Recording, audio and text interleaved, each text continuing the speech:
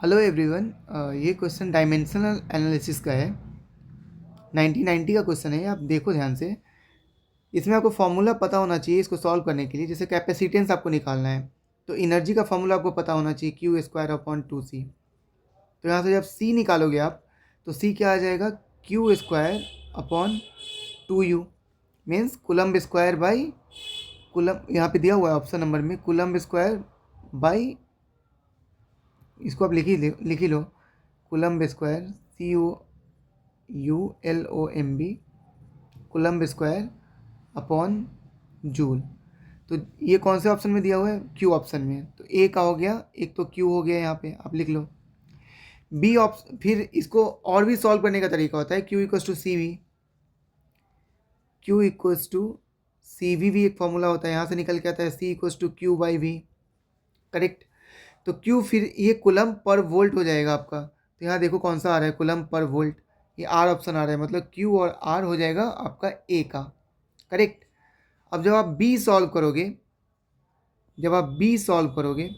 तो B solve करने के लिए आप देखो यहाँ पे इंडक्टेंस है, तो एक टाइम का डायमेंशन होता है एल बाई आर।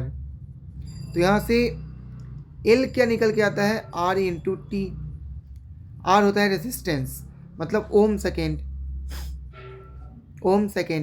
तो यहाँ से आपका निकल के आ जाएगा बी ऑप्शन का एक आ जाएगा आपका पी। बी का निकल के आ जाएगा पी।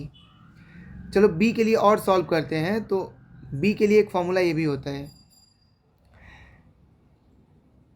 L E. आपने एक फॉर्मूला पढ़ा होगा पोटेंशियल डिफरेंस का, E equals to L d I by d T.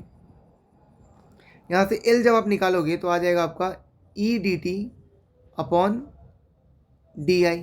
Correct. तो ये निकल के आ जाएगा आपका वोल्ट सेकेंड पर एम्पियर।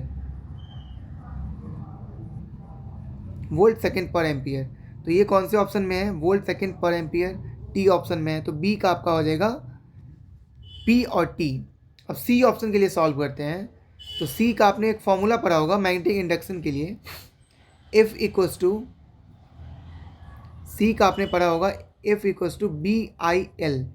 ये करंट होता है और ये लेंथ होता है। तो इसको जब आप सॉल्व करोगे तो बी क्या निकल के आएगा, F upon I into L. F क्या होता है, फोर्स, मतलब न्यूटन। आप लिख दो इसको, एच पर ऑप्शन में लिख रहा हूँ। आई होता है करंट, इसको आप एम्पियर लिख दो। और लेंथ होता है मीटर में, मीटर लिख दो आप।